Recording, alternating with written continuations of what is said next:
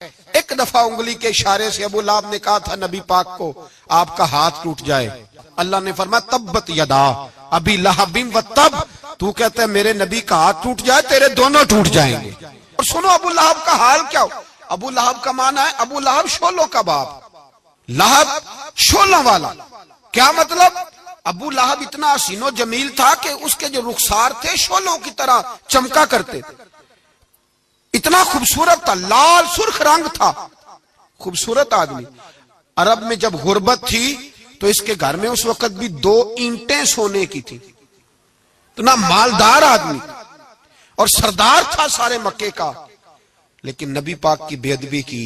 تمہیں پتہ ہی نہیں کہ رب دنیا میں سب سے زیادہ ناراض ہی اس سے ہے جو اس کے رسول کا بے ادب ہے، سب سے زیادہ ناراض ہی اسی سے۔ ابو لہب نہ گیا بدر کے موقع پر، ڈر گیا، کہنے لگا میں نے نہیں جانا، مکے میں رہ گیا، نہ گیا جہاد کے لیے، مسلمانوں کے خلاف نہ نکلا۔ لوگوں نے بڑا اس کو لان تان کیا، لیکن کہنے لگا میرے خرچے پہ 4-5 بندے لے جاؤ، میں نہیں جاؤں گا، پیچھے رہ گیا۔ لوگ کہنے لگے بچ گیا، لیکن اس کے جسم کے اندر ایسی بیماری نکلی کہ ریشے سے بھر گیا سارا وجود، ریشے۔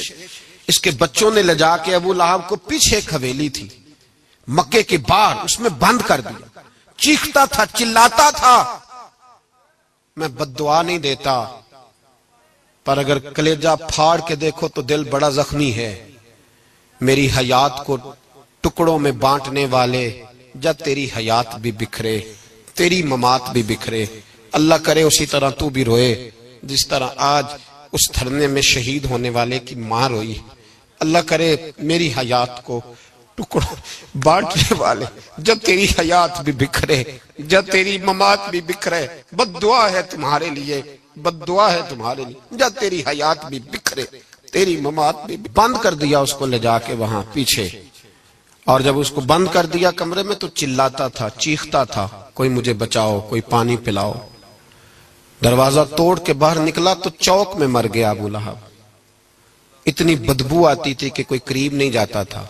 چوک میں لاش پڑی تھی، یہ ہے میت کسی بے ادب کی، منہ دکھانے کے قابل نہیں، اور ان کے دشمن پہ لعنت خدا کی، رحم پانے کے قابل نہیں ہے۔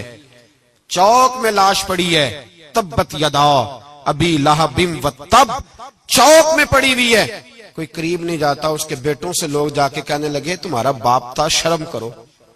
ایک ملازم کو پیسے دیے اس کے بیٹے نے، کہا گڑا کھودو اور میرے باپ کو رسی کے ساتھ پکڑ کے اس میں پھینک دو۔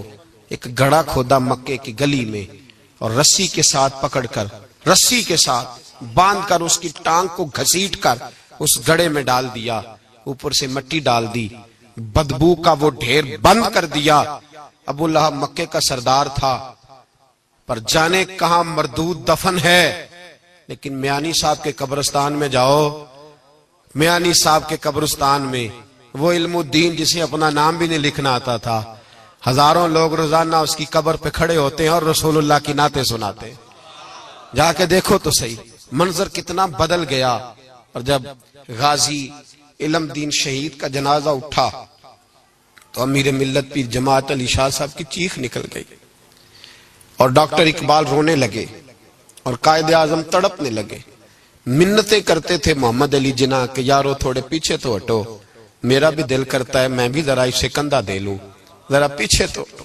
محمد علی جناح جیسے لوگ تڑپتے تھے، اور جب قبر میں اترنے کی باری آئی تو ڈاکٹر اقبال نے ہاتھ باندھے، کہنے لگا او دوستو اقبال پہ تھوڑا رحم کھاؤ، اسے میرے ہاتھوں پہ رکھو، قبر میں اتار دیتا، اسے میرے ہاتھوں قوت عشق سے ہر پست کو کر دے، دہر میں اس میں محمد سے اجالا کر دے، اور کی محمد سے فاتون تو ہم تیرے، یہ جہاں چیز ہے کیا لوح و قلم تیرے ہیں۔ اور اقبال کہنے لگے دیکھو میں شعر لکھتا رہا اور یہ لوہاراں دا منڈا نمبر لے گیا۔